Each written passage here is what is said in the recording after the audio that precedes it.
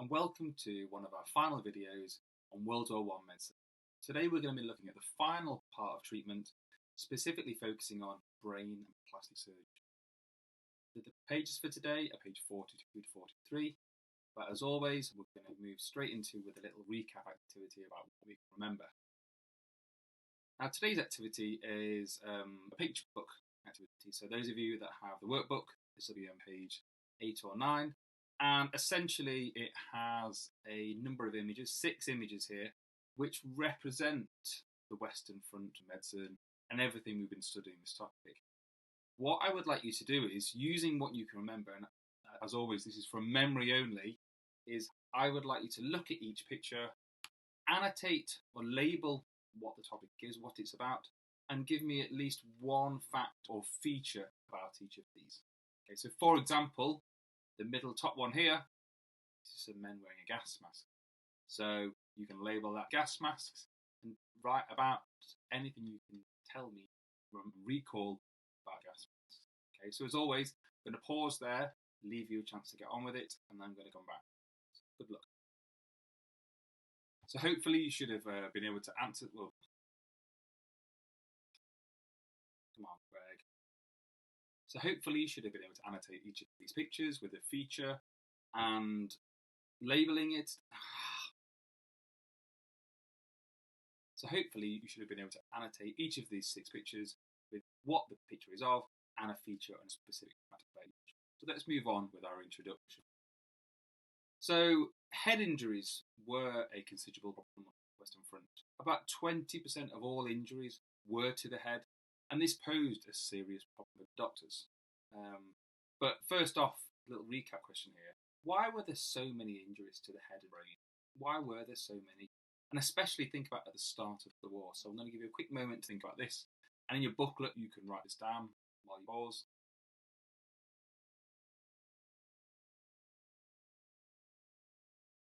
So, 2 reasons I've thought about here is shrapnel. Shrapnel caused about 58% of all wounds on the Western Front. You know, the explosive fragments of shells that fly through the air hundreds of miles an hour, which were burning hot and could cause some of the awful damage to faces, as we see here. And secondly, the lack of a proper helmet.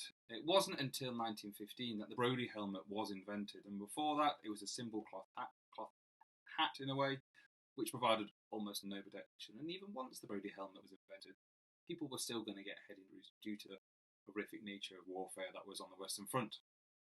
Now, due to a lack of real understanding of how the brain works and brain surgery itself before the war, there was little known about head injuries. At the start of the war, many of them were avoided, like a hands-off. We don't know much about this. We do know it'll cause more problems than it will solve.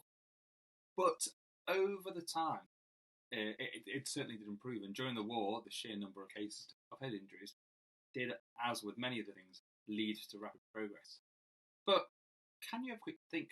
Now this will harken back to the work we did on the Industrial Revolution, medicine, and early 1900s. What risks can you think of when undertaking brain surgery, especially at this early 20th century period? So some of the risks I can think of is anaesthetics weren't perfect at this time. You know, people could still die from them. There was a risk of infection getting into the brain. Yes, antiseptic had been invented and aseptic surgery was invented, but was this always possible on the Western Front? Who knows? So a lack of understanding about brains and cognitive brain function, etc., and the brain itself meant that brain surgery was not only risky but avoided at first. But as we'll see, it did improve. Now, I thought it was important really to show you some of the head injuries that people could get on the Western Front, because I think with this topic you need to understand and you need to see what we're dealing with. As you saw with the gas gangrene and trench foot, there are some gruesome things. So I'm going to quickly warn you that there is 2 graphic photos here. If you don't want to look at them, you are more than welcome to skip ahead by a couple of seconds. But I'm going to show them right now. So here we go. Now these 2 images here of different gentlemen with similar wounds are just a small example of some of the injuries that men faced, and there were much worse, believe me. But this is the example of the problem it posed to people with facial injuries, etc. So we're going to move on to the work on the progress in brain surgery. Now, brain surgery and the progress during the war is down to this man here.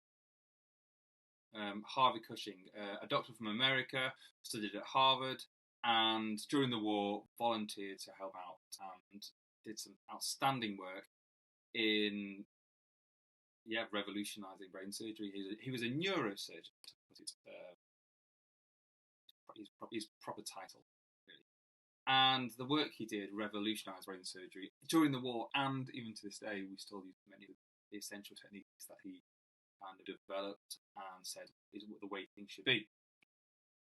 So here is Harvey Cushing there. If you can just see him stood, rather tall man in the middle of this operating theatre. This is at a casualty clearing station. Again, linking to how casualty clearing stations moved closer to the front.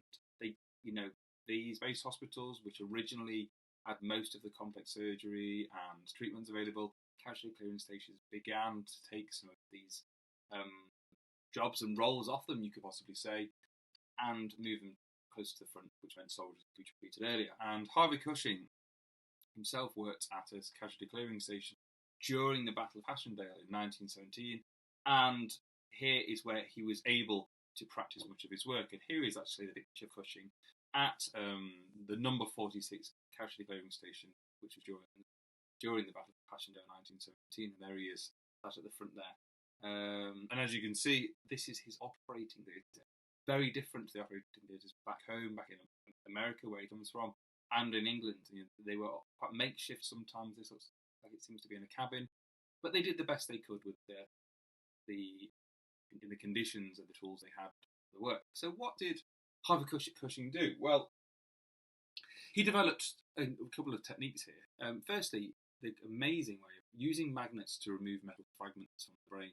So as a method to draw out this shrapnel from the brain that was obviously damaging the brain and carried bacteria for infection, he found a way of drawing it out using metal, and he switched to local anaesthetic. Now, a lot of you would have experienced local anaesthetic before when you've been to the dentist, and that is obviously the anaesthesia type where they numb a certain part of your body. It's local to the area where the injection has been. So what Cushing did was he did local anaesthetic injections around the head, or part of the head, where the surgery was going to happen. So the patient would actually be awake during this work, which is incredible. And secondly, well, firstly, the number one benefit, it avoids the swelling of the brain, which can cause serious issues during surgery. The work of Cushing was a serious success. In his small case, so in the 45 patients that he worked on during the Battle of Passchendaele, 71% of them survived. Many of these due to the great steps forward that he took, the real risks he took in helping surgery improve. So, always good to have a look at some historical sources here. And one of the things that I found out when I was doing some research for this is that Cushing kept a war diary of the work he did whilst he was a soldier, and it was released in a book after the war. And I've actually managed to find this is the diary he kept. So he stuck photographs in and typed it up on a little typewriter, and this was produced after the war. But what better way to find out about the progress in surgery and the conditions of surgeons than from the horse's mouth, the expert himself, Harvey Cushing. So here in this section here, he is looking at the conditions in Passchendaele 1917. So I'm going to actually just to read through it. I'm going to pause here for a second so you can read through, and then we're going to talk through it and answer some questions on it. So enjoy. So welcome back. So I thought I'd start off with, I'll read the part out for you, then we're going to look at some questions. I've highlighted some bits on the next slide that I think are important, and then we're going to look at 2 questions. So, my prized patient, Baker, with the shrapnel ball removed from his brain, after doing well for 3 days, suddenly shot up a temperature to 104 last night, about midnight. I took him to the operating theatre, reopened the perfectly healed external wound, and found to my dismay a massive gas infection of the brain.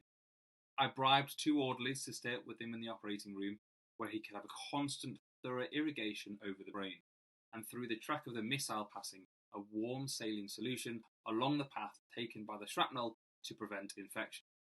No light except candles was permitted last night. Okay, so just a few things here. An orderly, they are essentially like medical helpers, the staff who catch supplies and do some of the jobs that are useful within the operating theatres and hospitals and CCSs for the medical officers, such as Harvey Cushing here.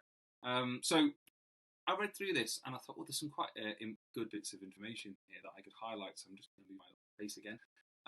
So what problems can we see facing the brain surgeon here, and why is Cushing a useful source on brain surgery? So I've highlighted in yellow here the things that I can see the problems facing brain surgeons here. One is that it seems like the patient was doing well and then suddenly the temperature shot up, so unfortunately is a symptom of things not being so well.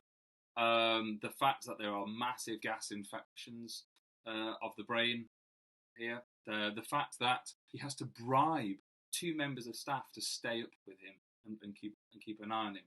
And also, there's no light except candles permitted. These are not the working conditions that we see in hospitals back in America, back in England.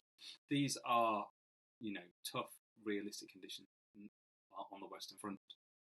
Second question, why is Cushing a useful source on brain surgery? Now, I've also highlighted in blue 2 little things, and this is kind of where your own subject knowledge can come in here, your contextual knowledge. In the 3 C's we talk about, the middle one, remember, is context. What do you know that's going on? So hopefully a massive gas infection of the brain and a warm saline solution should have alarm bells and think, oh, gas gangrene.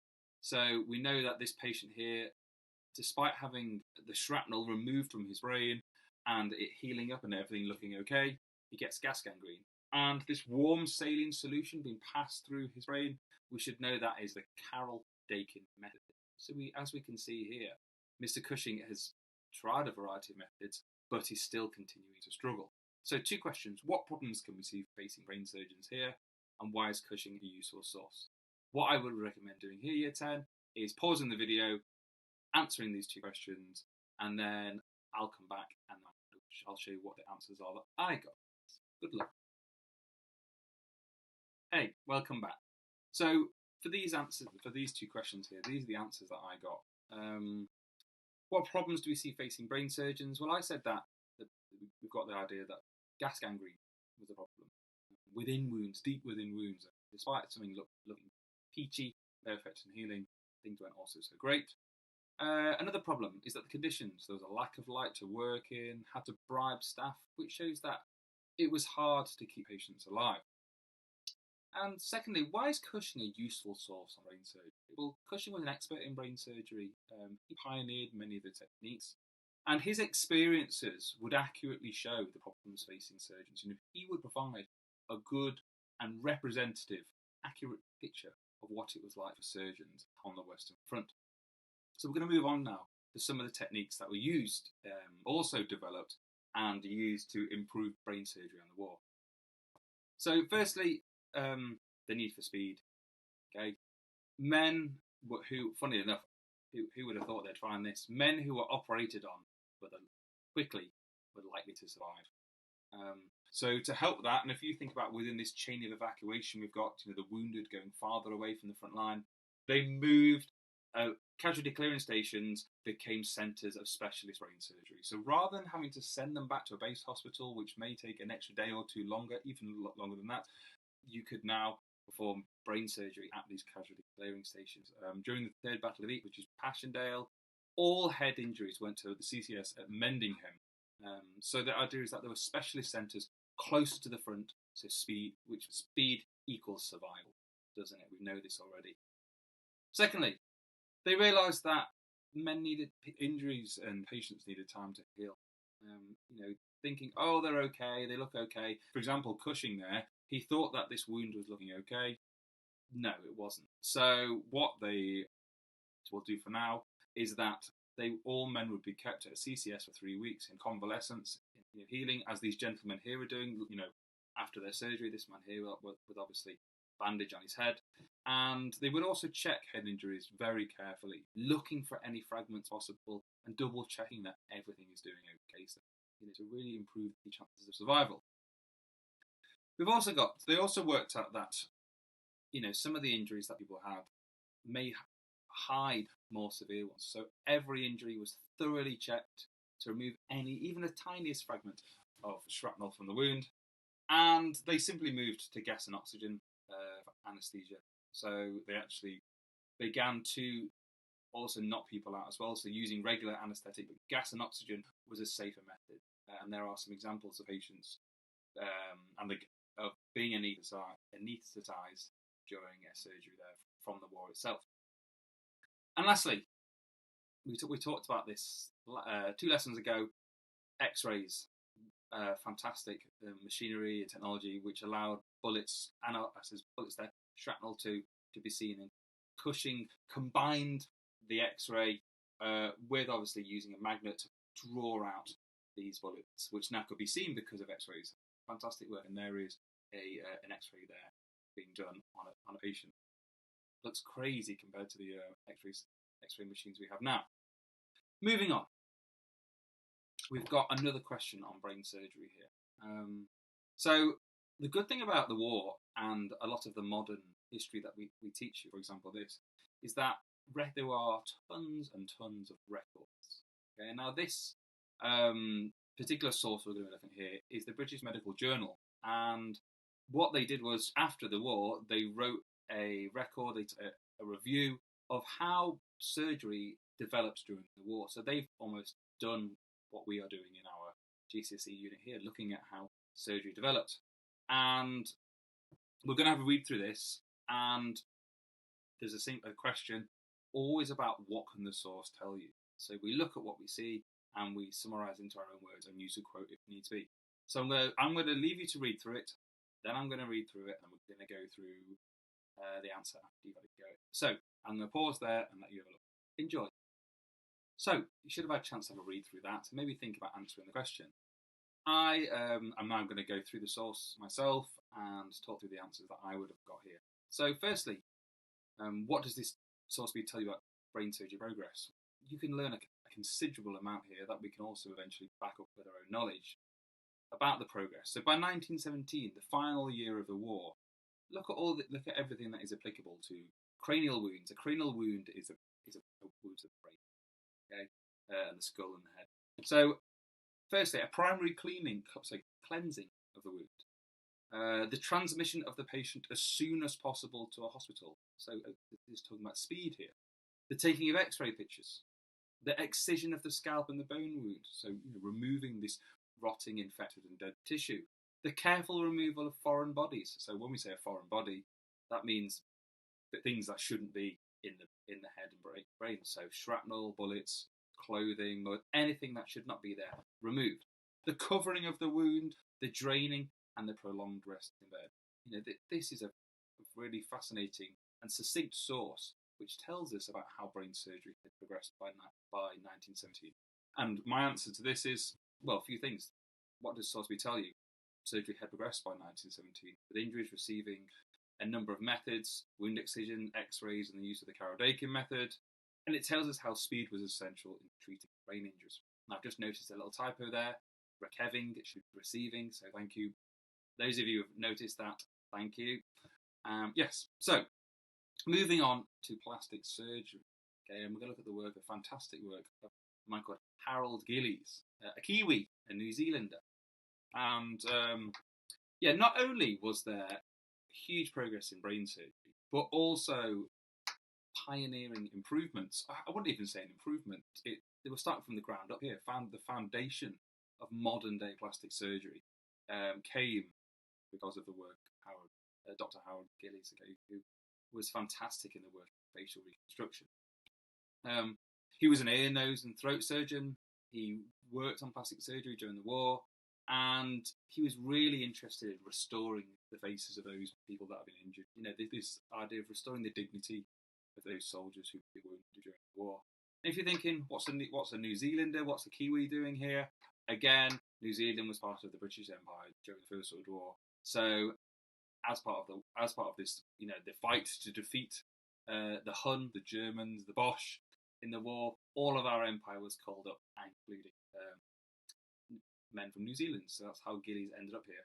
And his work brought him all the way to England, and he set up his own hospital, Queen's Hospital in Kent, where he had a specialist place for plastic surgery. So today we're going to look at what did he do and how did plastic surgery progress as a result of the work of Mr. Harold Gillies.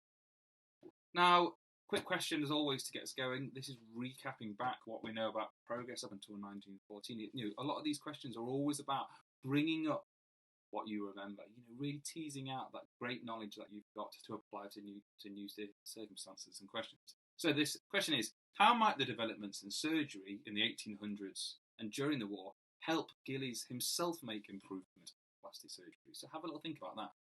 What was done in the latter 1800s and early 20th century that might help Gillies? And we've got the booklet spaced out to that there. So I'll pause there just to let you have a go at that, and then we'll move on. So, back again, and hopefully you've had time to answer that question about what the developments in surgery. Now, surely you would think here about the developments in anesthesia, antiseptics, aseptic surgery, blood transfusions. All of these helped to develop the work of plastic surgery. Now, question really, we're going to show you some images and a wonderful video. And what I'd like you to do is think about what can they tell you about the progress of plastic surgery. So we have Gillies himself there at the top, working with a patient, and at the moment they are actually creating a mask. So a mould, almost like a plaster cast mask, of his face, and it would end up something like this. So this gentleman here has had most of his face damaged, and this is a mask here that has been designed to almost effectively fit the contours and shape of his body already. We've got the gentleman on the left here who has got some almost apparatus attached to his splints and wiring to hold together a new nose that has been fixed. And this one here is a wonderful example that I pinched from the BBC website, which shows how the work of Gillies could really save a man's face and obviously their dignity and mental health. So at the first here, we've got the gentleman's had a gunshot wound to the which has essentially destroyed his nose.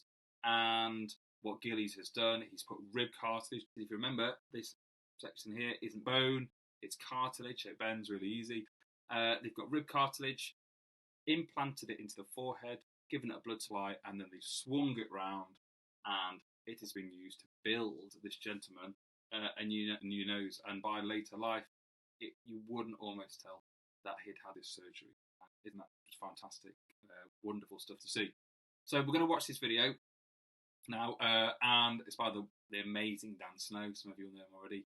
And think about what can we learn about the progress that was made. Now, in your booklets, there are 3 bullet points here underneath these images, and it says watch video 2. 3 things that you can learn about the progress of plastic surgery from this. So I'm going to whack this video on. I'd like you to enjoy, and yeah. When thinking about the casualties of World War I, the sort of images that first come to mind are those of the trenches, poppy fields, and the graves marked out in the former battlefields of France and Belgium. Many, of course, survived those horrors, but to do so could end up being a horror in itself. Doctors were unable to do much to stop the pain for tens of thousands of amputees who came back from the conflict, and they came across huge challenges when dealing with some of the terrible facial injuries that many suffered. But, as I discovered in this clip you're about to see, some of the reconstruction work surgeons pioneered back then was quite extraordinary. The scale of the First World War is almost unimaginable. In 4 years, some 1 million British and Commonwealth soldiers died. But 2 million men were also wounded during World War I. New weapon systems meant there were terrible new injuries to contend with, and medical science had advanced so that men who in previous wars would have died of their wounds were now being kept alive. That's what made this war unlike any that had gone before. Light and easily portable machine guns and shrapnel from shells caused terrible suffering. More than 20,000